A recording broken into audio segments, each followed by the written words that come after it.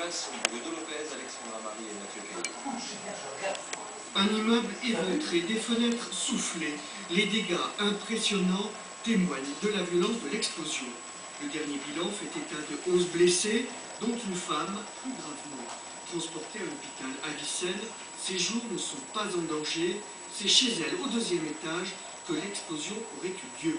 Des habitants choqués, comme le boulanger, présent à ce moment-là dans sa boutique du rez-de-chaussée. Ça a explosé, j'ai cru que c'était un attentat et je pense que c'est ça qui m'a sauvé parce qu'il n'y avait pas beaucoup de place dans le réduit, le plafond m'est tombé sur la tête et je suis rentré dans mon bureau.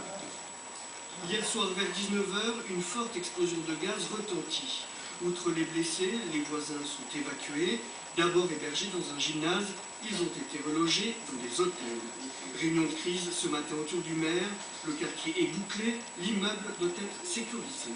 Ce matin, premier travail, faire en sorte que la circulation dans l'ensemble de la ville se fasse alors que les parents emmenaient leurs enfants à l'école et continuer cette opération de diagnostic sur l'immeuble parce qu'il y a un risque effectif que l'immeuble s'écroule.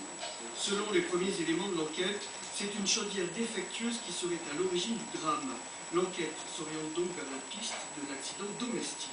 Le bilan aurait pu être plus lourd. Plusieurs établissements scolaires se situent en effet à côté de l'immeuble sinistré. Deux hommes qui travaillent